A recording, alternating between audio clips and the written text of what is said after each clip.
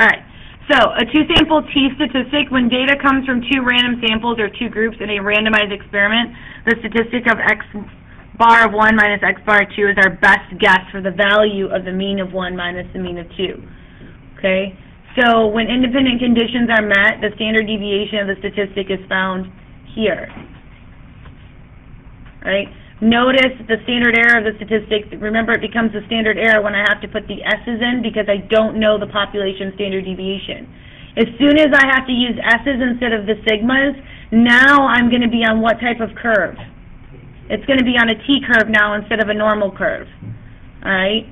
So we replace the standardized formula with the sample standard deviation, and this is what we get for the new standard deviations. It's the formula, you just have to use the sample standard deviation because you won't know the population.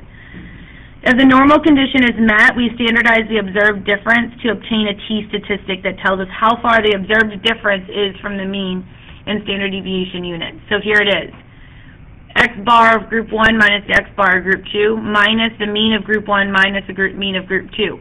What are we going to assume, though, here about the population means? We're going to assume the same thing about the population means that we assumed about the population proportions, that the difference is what?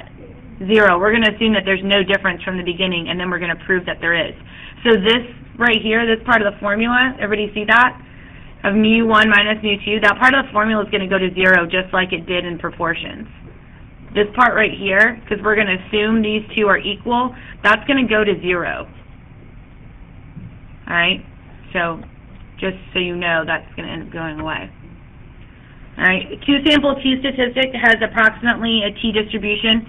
We can use technology to determine the degrees of freedom, or we can use a conservative approach using the smaller of n1 minus 1 and n1 minus 2. What that means is that in this sample, we had 8 boys and 12 girls, so we would have to use the smaller degree freedom if we did a more conservative approach.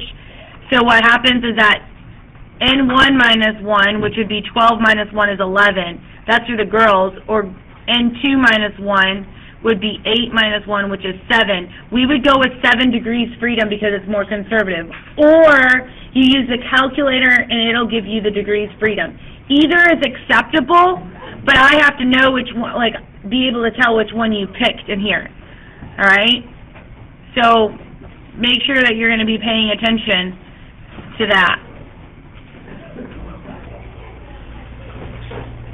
Alright, so as you can see, two-sample t-test, here's your random, your normal, and your independence. Remember that both populations have to be greater than or equal to 30, alright, or the normal distribution already has to have been met. Both samples have to come from random. If it's in a randomized experiment, we're good, and then they're independent already because they came from a randomized experiment. If not, you need to check the 10% condition rule for both groups, all right? So you're doing the same conditions you've been doing before, just remember that you're checking them for both groups. And so this is right here for your confidence interval, right? So you're going to take your difference of your group 1 minus the difference in group 2 plus or minus your t-critical times the standard deviation of the statistic. Remember that your t-critical comes from your confidence level and your degrees freedom. And you can use the degrees freedom from your calculator. I would probably run this whole test from this whole thing from beginning to end in my calculator. So in your Inspire, you're going to make sure that you're going to do your confidence intervals, and then you're going to do a two-sample t-test, or t-interval, sorry, because it's going to give you all of that information for you.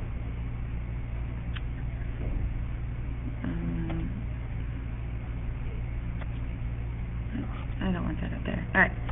So, looking at the next example, big trees, small trees, short trees, and tall trees. And we're looking at it from a computer output, and that's where we'll pick up in our next video.